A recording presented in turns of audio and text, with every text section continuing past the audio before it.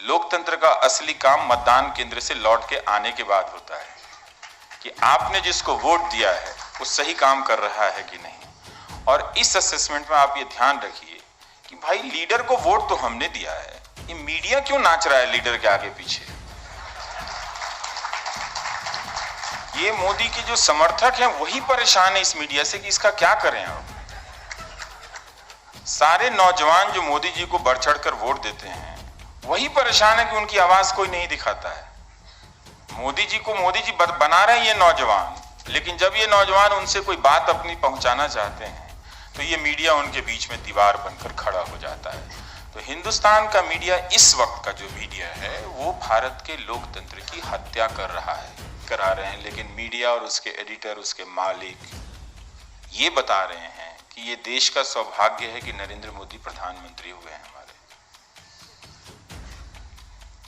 वो प्रधानमंत्री की तारीफ किसी और तरीके से भी कर सकते थे, लेकिन वो अवतार बता रहे हैं तारीफ करने के लिए। तो जब भी कोई नेता अवतार के रूप में बताया जाने लगे और जो बता रहा है, सबसे पहले आप उससे सतर्क हो जाइए, क्योंकि ये चैनल के मालिक इस तरह की भाषा बोल रहे हैं। तो आपका चुप रहना बड़ा भारी पड़ने वाला है सब पे। एक एक दिन की चुप भी 100-100 साल की सजा आपको देगी। इसलिए चुप मत रहिए। ये जो दिन रात हिंदू मुसलमान चल रहा है, नफरत इसलिए फैलाया जा रहा है कि लोकतांत्रिक होने की जो तर्क शक्ति है, रैशनैलिटी है, वो खत्म हो जाए और आप जानवर में बदल जाएं। इसलिए टीवी चैनलों पे लोग बार बार इंडिया इंडिया इंडिया कर रहा है। सब हम इस मुल्क को बहुत ज्यादा प्यार करते हैं, बेइंतहा प्यार करते हैं।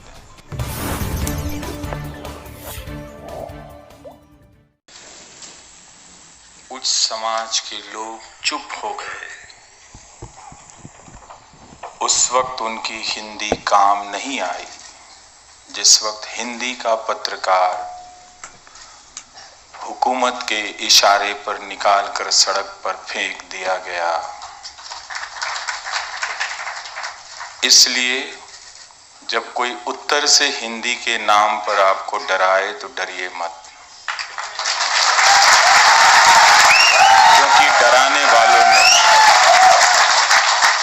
क्योंकि हिंदी के नाम पर बाकी हिंदुस्तान को डराने वालों ने हिंदी को बुज़दिल बना दिया है।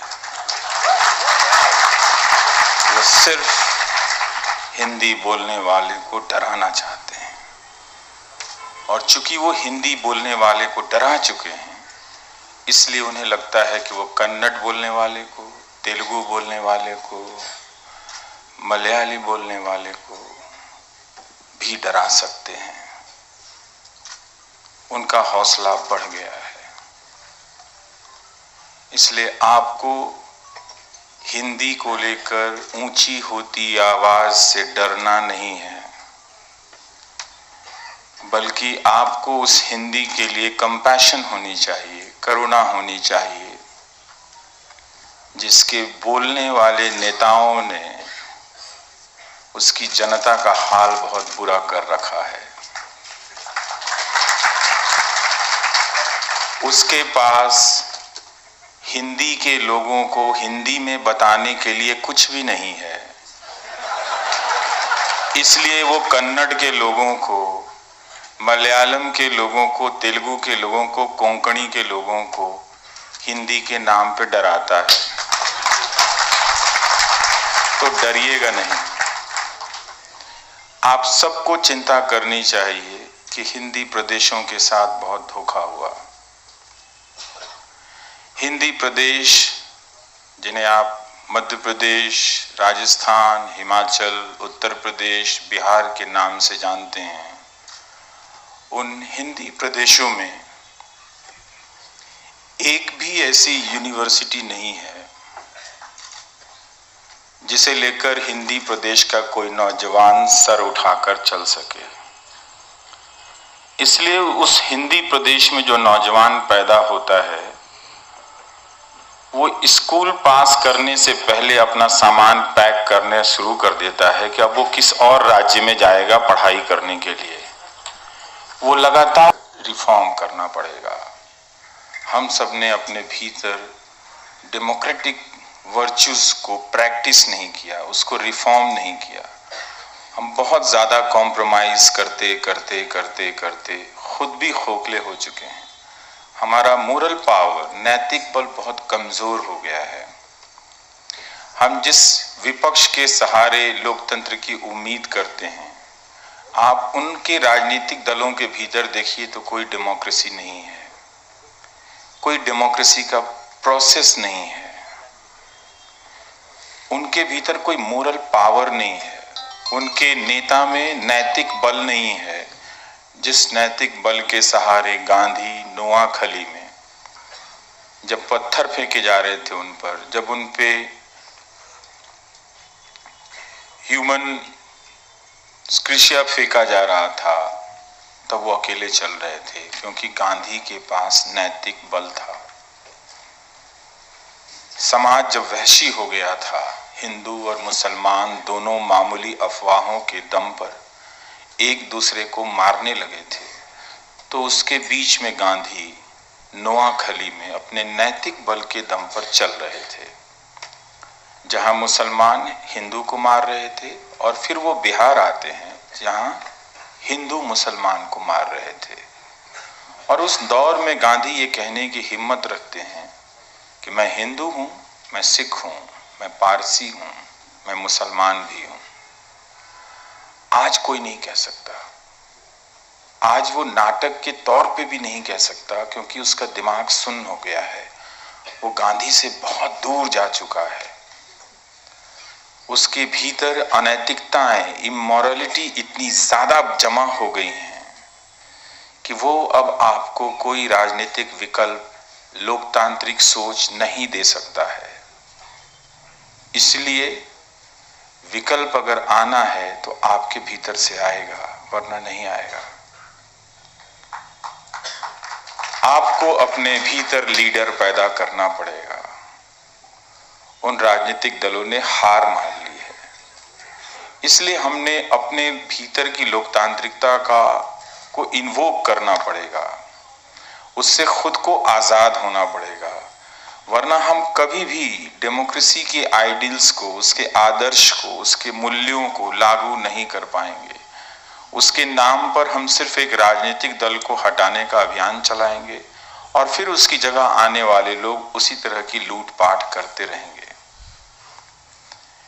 इस प्रोसेस को इतिहास में हम सबको एक मौका दिया है, एक चुनौती दी है कि क्या हम ऐसा कर सकते हैं, क्या हम ऐसा कर पाएंगे। हम उस दिशा में आगे नहीं बढ़ पा रहे हैं।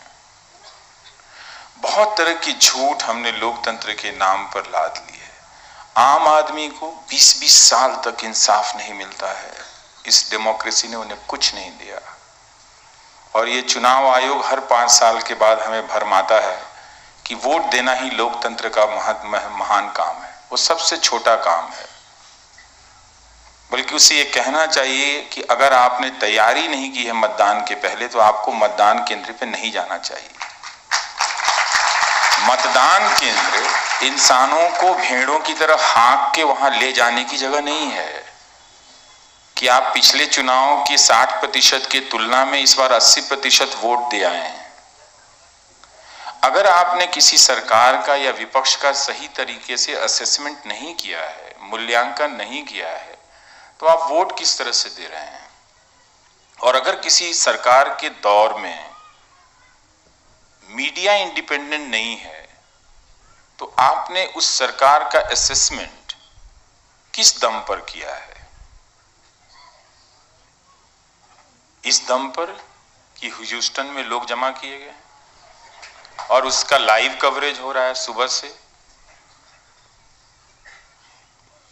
तो भीड़, रैलियों और राजनीतिक सफलताओं के जरिए आप किसी गवर्नमेंट का मूल्यांकन मत कीजिए।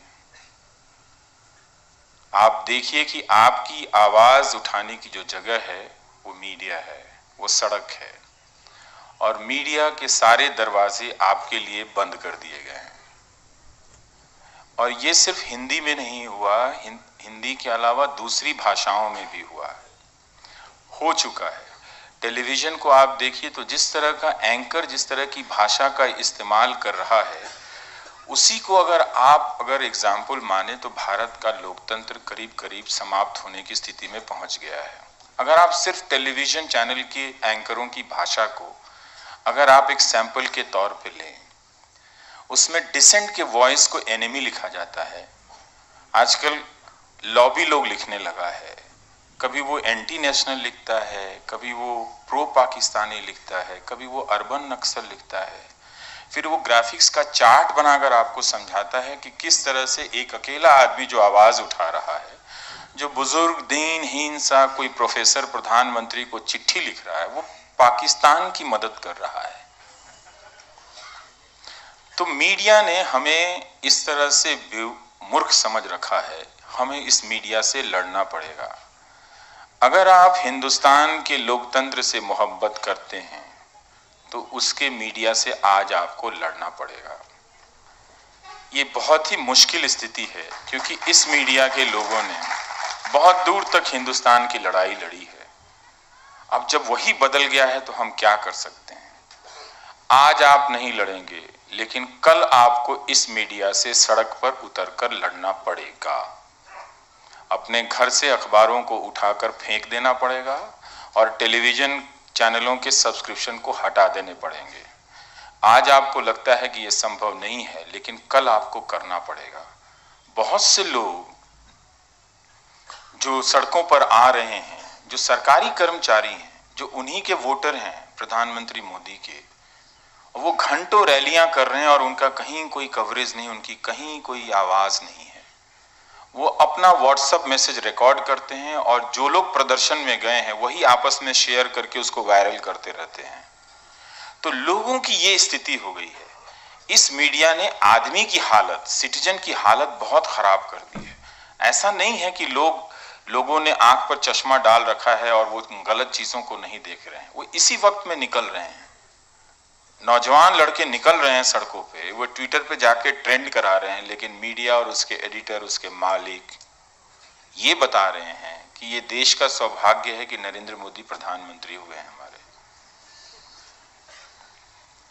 वो प्रधानमंत्री की तारीफ किसी और तरीके से भी कर सकते थे, लेकिन वो अवतार बता रहे हैं तारीफ करने के लिए। तो जब भी कोई नेता अवतार के रूप में बताया जाने लगे और जो बता रहा है, सबसे पहले आप उससे सतर्क हो जाइए, क्योंकि ये चैनल के मालिक इस तरह की भाषा बोल रहे हैं और बोलते चले जा रहे हैं। तो अगर हम एक नागरिक के रूप में सख्ती नहीं बरतेंगे, लोकतंत्र में एक चीज समझनी चाहिए कि जाकर वोटिंग देना और यूं फोटो खिंचाना, ये सबसे वल्गर फॉर्म है उसका। आपको पता है इस बात का? ये हमारे चैनल के भी लोग करते हैं। सेल्फी खिंचाइए वोटिंग फिंगर के साथ। हम एक जिम्मेदार का काम करने गए हैं, जिम्मेदारी का काम करने गए हैं, एक फैसला करने गए हैं कि कौन सरकार बनाएगा। आप कह रहे हैं कि बस यही है आज के दिन का महत्व कि फोटो खिंचाइए और एक सेल्फी लेके हमें भेज दीजिए, हम ट्विटर पे डालेंगे। ये चुनाव आयोग भी सिखा रहा है आपको। खैर, उनका मैंडेट दूसरा है, उनका मैंडेट है अरेंजमेंट करना। लेकिन आप इस भ्रम में मत रहिएगा कि 80% मतदान का हो जाना लोकतंत्र का हो जाना है। लोकतंत्र का असली काम मतदान केंद्र से लौट के आने के बाद होता है कि आपने जिसको वोट दिया है वो सही काम कर रहा है कि नहीं। और इस असेसमेंट में आप ये ध्यान रखिए कि भाई लीडर को वोट तो हमने दिया है, ये मीडिया क्यों नाच रहा है लीडर के आगे पीछे? ये मोदी के जो समर्थक हैं वही परेशान है इस मीडिया से कि इसका क्या करें। अब सारे नौजवान जो मोदी जी को बढ़ चढ़ कर वोट देते हैं वही परेशान है कि उनकी आवाज कोई नहीं दिखाता है। मोदी जी को मोदी जी बना रहे हैं ये नौजवान, लेकिन जब ये नौजवान उनसे कोई बात अपनी पहुंचाना चाहते हैं तो ये मीडिया उनके बीच में दीवार बनकर खड़ा हो जाता है। तो हिंदुस्तान का मीडिया, इस वक्त का जो मीडिया है, वो भारत के लोकतंत्र की हत्या कर रहा है। अब ये आप पर निर्भर करता है कि क्या आप रोज शाम को भारत के लोकतंत्र की हत्या होते देना चाहते हैं। इसका बड़ा भयानक असर पड़ रहा है समाज में। सूचनाओं को, इंफॉर्मेशन को गायब कर दिया गया है और बड़ी बड़ी बातें कर दी जा रही हैं। उन्होंने कहीं भाषण दे आए, कि कश्मीर के लोगों को गले लगा लेना है। भाई कहाँ जाएं गले लगाने के लिए? एक एमपी को जाना होता है तो सुप्रीम कोर्ट से वीजा ले रहा है, फिर सुप्रीम कोर्ट बता रहा है कि तुम जाओगे, जो 3 बार का चीफ मिनिस्टर रहे या 2 बार का, 1 बार का चीफ मिनिस्टर रहे हैं गुलाम नबी आजाद, भाई आप जाएंगे तो दाएं बाएं मत कीजिएगा, 4 लोग मिलेंगे तो रैली मत कीजिएगा, जाके चले आइए। तो मुझे तो समझ में नहीं आता कि कल को गुलाम नबी आजाद चले जाएं और 5000 लोगों को गले लगाने लगे तो पता चला कोर्ट ही जेल में बंद कर दे कि आप तो पॉलिटिकल काम कर रहे थे। उनको बोलना पड़ेगा जी प्रधानमंत्री जी ने कहा था कश्मीर के लोगों को गले लगाना है। तो जाने का कुछ है नहीं तो गले कहां लगाएंगे, किसको लगाएंगे गले? पहले कश्मीर के तो लोग आपस में गले लगा लें, अपने माँ बाप बच्चों से बात तो कर लें, वो तो है नहीं। फिर उन्होंने कहा हम 370 को लेके 370 जगह सभाएं करेंगे। अच्छी बात है, आप कीजिए। आप भुवनेश्वर में कर रहे हैं, पटना में कर रहे हैं, सोपोर में कर ही नहीं रहे हैं। आपने जब गले लगाने की बात कही तो सारे मंत्रियों को सबसे पहले कश्मीर के गांव-गांव में जाके गले लगाना चाहिए था ना लोगों को। तो भुवनेश्वर में क्या कर रहे हैं? वहां के तो आधे लोगों ने ट्रक पे कश्मीर के बारे में पढ़ के जाना होगा या वो गदर फिल्म देखी होगी। बिहार में क्या कर रहे हैं कश्मीर को लेके? इसलिए इरादा उनका वो है कि जो उत्तर भारत है, जिसे मैं व्यथित भारत कहता हूं, पीड़ित भारत कहता हूं, जिसको मैं हिंदी प्रदेश कहता हूं, उसके ऊपर इस तरह के मुद्दे लगातार थोपे जा रहे हैं ताकि हिंदी प्रदेश का नौजवान जो है या उसके माँ बाप जो हैं या उसका जो समाज है कभी उससे बाहर नहीं निकल सके। ये सब हिंदी प्रदेश की आकांक्षाओं को, एस्पिरेशंस को खत्म करने के लिए किया जा रहा है। अभी अक्टूबर से राम मंदिर का ड्रामा चलेगा, टीवी पे शुरू हो चुका है, रोज टीवी पे उसको लेके डिबेट होता रहता है, रोज चल रहा है डिबेट। तो क्या फैसला किया है मीडिया ने? क्या वो तब तक कोशिश करेगा कि हिंदू और मुसलमान दोनों आमने सामने खड़े हो जाएं? जला देना चाहता है इस देश को और आप जल जाना चाहते हैं। इसलिए ये सारा कुछ हिंदी प्रदेश के लिए किया गया, समझिए इस बात को। वरना 370 को लेकर अगर सभा करनी थी तो सबसे पहले श्रीनगर में करते, किश्तवाड़ में जाके कर लेते, बाबा अमरनाथ के साये में कर लेते, वैष्णो देवी की माता वैष्णो देवी के साये में कर लेते, पर वहां नहीं कर रहे हैं। लेकिन आपको बता रहे हैं हमें कश्मीर के लोगों को गले लगाना है और कश्मीर को स्वर्ग बनाना है। आप कमाल है। आज आप स्वर्ग बना रहे हैं, कल कहेंगे हम राम भी बना देंगे, हम विष्णु भी बना देंगे, हम ब्रह्मा भी बना देंगे, स्वर्ग की रचना आप कर देंगे। आप कमाल है। तो ये यूपी बिहार को भी स्वर्ग बना दीजिए, कम से कम सेमी स्वर्ग बना दीजिए, if not full स्वर्ग। Please make my UP and Bihar to a semi स्वर्ग.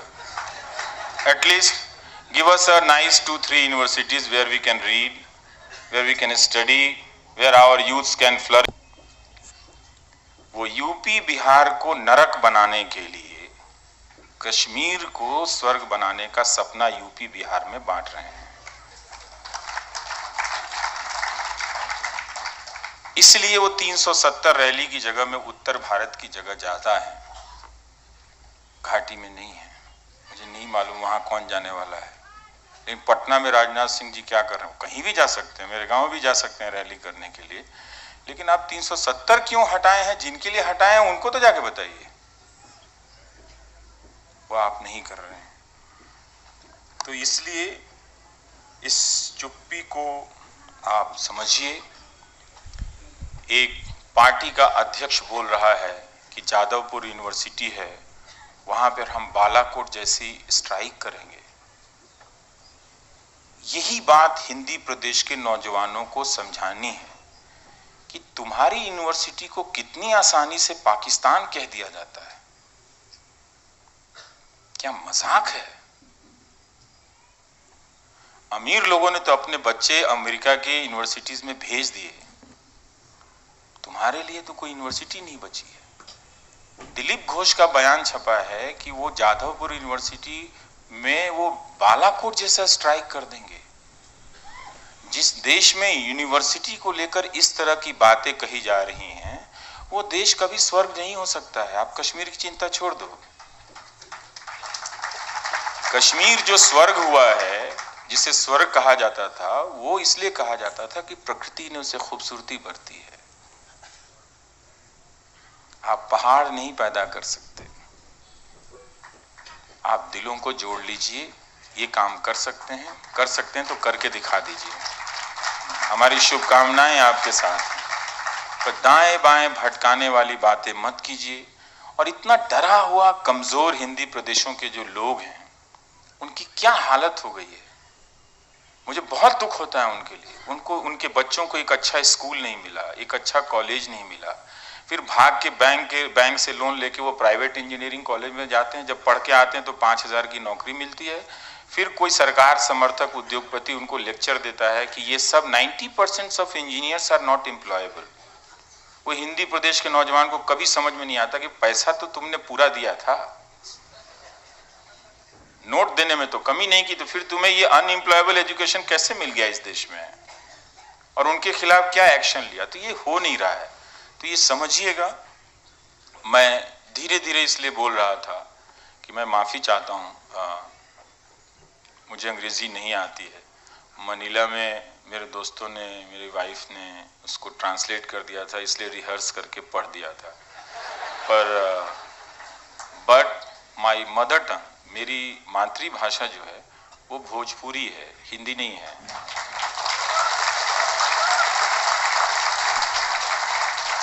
मैं भोजपुरी का हूं। हिंदी मैंने अंग्रेजी के रिप्लेसमेंट में सीखी थी। दिल्ली पहुंचा तो पता चला अंग्रेजी तो कोई और निकली। तब तक बहुत लेट हो चुका था और मैं अंग्रेजी उस तरह से नहीं सीख पाया कि आप लोगों के बीच आकर जो मैं कहना चाहता हूं वो ठीक ठीक कह सकूं।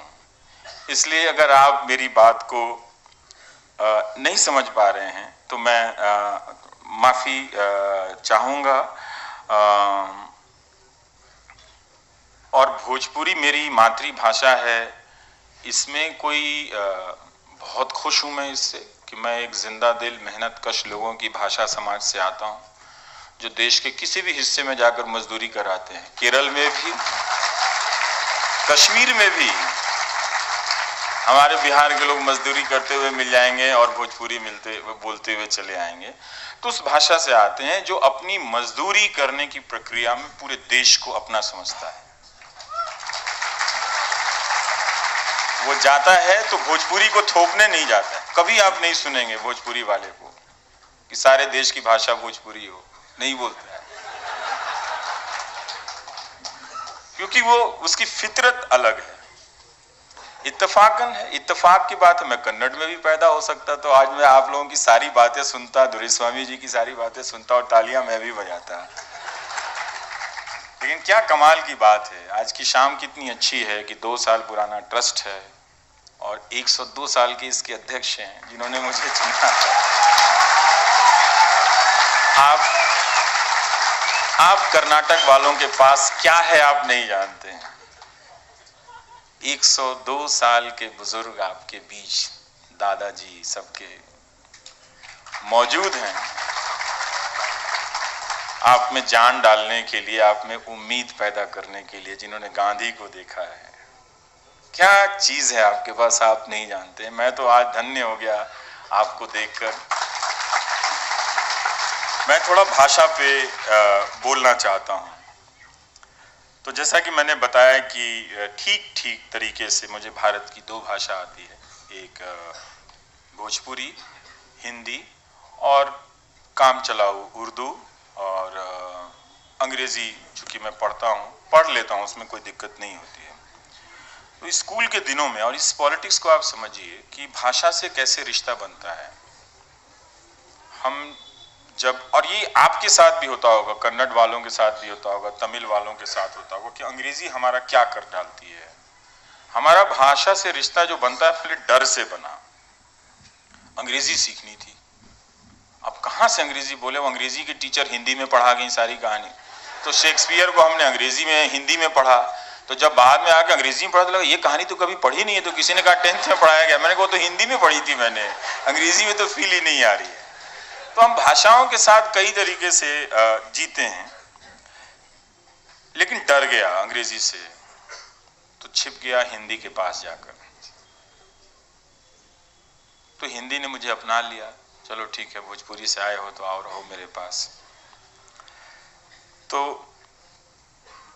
तब मुझे हिंदी लगती थी कि थरथराहट, जो डरना घबराना कहते हैं, उसमें जब पसीना निकलता है तो उस पसीने को पोंछती हुई सूती साड़ी लगती थी, जिसे आप अपने हाथ के बीच में रखकर, उंगलियों के बीच में रखकर उसकी मुलायमियत को महसूस कर सकते थे। मेरी हिंदी वो हिंदी थी, क्योंकि इसे बोलने वाले जिस समाज के लोग आते हैं वो कई मानकों पर पीछे रह गए जिंदगी में, तो उन्होंने उस हिंदी को उसी तरह से बांधा, पोछा, लपेटा, कभी गमछा बनाया, कभी पोछा बनाया, कभी साड़ी बनाई। तो उस तरह से हिंदी थी, और उसने बहुत संभाल के रखा कि किसी भाषा से मत डरना और किसी भाषा को मत डराना। ये सूती साड़ी की फितरत है, वो कभी भी ऐंठन में नहीं चलती है कि मैं कुछ खास हूं। सूती साड़ी की अपनी गरिमा यही होती है कि मैं सामान्य हूं। तो जब भी किसी को सामान्य होने का, महसूस होने का मन करता है, वो अपने आप को सूती साड़ी में लपेट लेती है। ये आप किसी से चेक कर सकते हैं। इसलिए मैं नहीं चाहता कि मेरी हिंदी से आप डरें, कोई भी डरे। मैं हमेशा चाहता हूं कि उसे आप जब भी छुएं लगे कि वो आपकी हिंदी है और वो आपके पास आई है, आपसे बात करना चाहती है। जिस तरह से आपने हमारे महान कवियों को, उमापति जी ने दुष्यंत कुमार जी को, कुंवर नारायण जी को आपने कन्नड़ा में सुनाया। यही भाषाओं का संवाद होता है, यही रिलेशन होता है। वो मंच पे चढ़ के बोलने का, एक राष्ट्र एक भाषा, हर चीज एक एक एक एक एक, लगता है एक के बाद अब 2 नंबर का हिसाब ही इस देश से गायब हो जाएगा। ना 3 बचेंगे, ना 4 बचेंगे, ना 5 बचेंगे, ना 6 बचेंगे, ना 7 बचेंगे, ना 8 बचेंगे, ना 9 बचेंगे, ना 0 बचेगा, एक रहेगा सिर्फ, खाली एक। सब चीज में एक लिख दीजिए आप। तो वो एक पूरा प्लान है।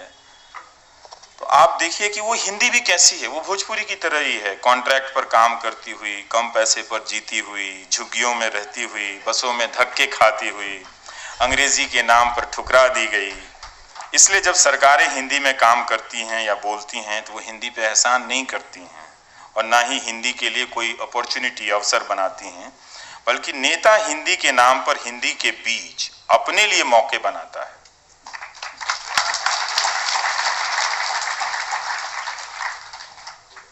हिंदी को पता है कि नया नया जो नेता आया है शहर में, वो पुराने की तरह ही है।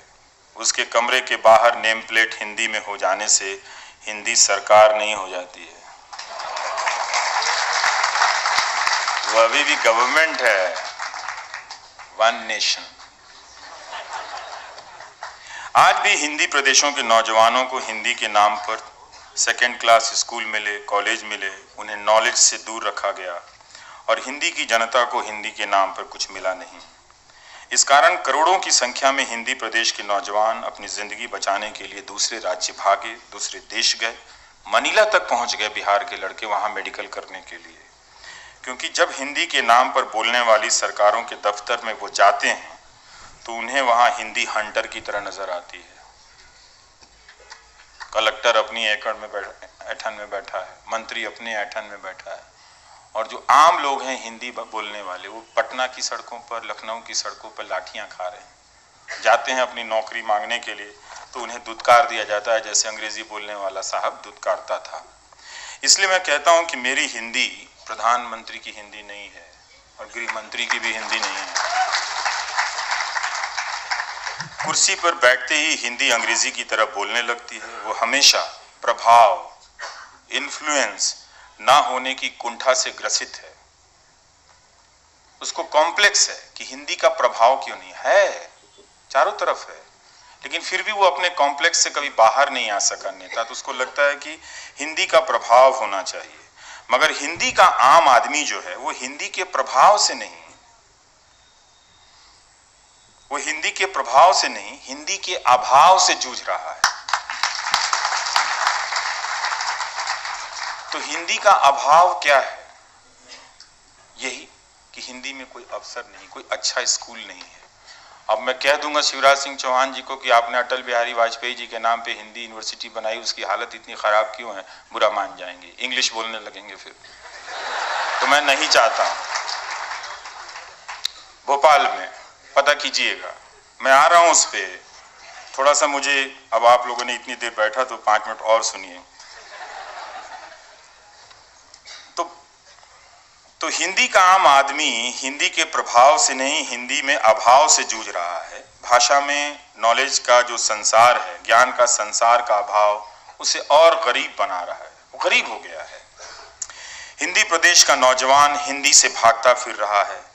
हिंदी के नाम पर ललकारने वाले, आपको चैलेंज करने वाले नेता नहीं बताते हैं कि क्यों यूपीएससी में हिंदी भाषी छात्रों की संख्या कम होने लगी है। बेसिक सवाल पूछ दो तो हिंदी में टेलीविजन में हिंदी चैनल, हिंदी पे को लेकर जो डिबेट हो रहा है कल ही बंद हो जाएंगे। किसी ने नहीं पूछा कि बताओ फिर कि हिंदी बोलने वाले यूपीएससी में आईएएस बनने वालों की संख्या क्यों कम हो गई? नहीं बताएंगे, लेकिन दक्षिण को डराएंगे। और जब दक्षिण ने डरने से इनकार कर दिया तो सफाई देने लगे, नहीं नहीं आप कोई भी भाषा रख लीजिए। तो बोले ही क्यों पहले? आप नहीं बोलना था आपको। जब भाषा की बात समझ में नहीं आती तो नहीं बोलना था ना, जो बात आप समझ में आती है वही बात बोलिए फिर। तो हिंदी के नाम पर ललकार पैदा करे। जिन प्रदेशों में 15 साल तक राज करते रहे, मैं बीजेपी के लिए भी कर रहा हूं, कांग्रेस ने भी खराब किया पूरे उन इलाकों में एजुकेशन सिस्टम को, पब्लिक सिस्टम को, और बीजेपी ने जहां 15-15 साल राज किया वहां भी वो हिंदी के लिए क्या गुजर गए वो कुछ बता नहीं सकते हैं। वहां हिंदी कितनी बेहतर हुई और हिंदी के नाम पर खोली गई यूनिवर्सिटी क्यों 3rd क्लास? साउथ और पूरब, दक्षिण और पूरब को हिंदी के नाम पर धमकाने से अच्छा है कि सरकार बताए कि उसने हिंदी के लिए इन 5 सालों में क्या किया और अपने राज्यों में 15 सालों में क्या किया, जिससे हिंदी बोलने वाली जनता हिंदी में अपने आप को एक्सपेंड कर सके, विस्तार कर सके। तो वो ठगी जा रही है। तो हो सकता है कि आपके कन्नड़ में भी यही हाल हो कि शिमोगा में या और अन्य धारवाड़ में जो कॉलेजेस हैं, जो हॉस्पिटल्स हैं, उनकी स्थिति हिंदी की तरह ही खराब हो। तो हमें पहले सिस्टम की भाषा ठीक करनी है, फिर अपनी अपनी भाषा की लड़ाई लड़ेंगे। हम सब अपनी अपनी भाषा में डेमोक्रेसी, अपने एस्पिरेशन सब हार चुके हैं, हारे हुए लोग हैं। तो चंद लोगों के प्रभाव की महत्वाकांक्षा से ज्यादा जरूरी है अभाव पर बात करना। उनकी हिंदी में जो लोग हिंदी की बात कर रहे हैं, बहुत झूठ है, बहुत हिंसा है।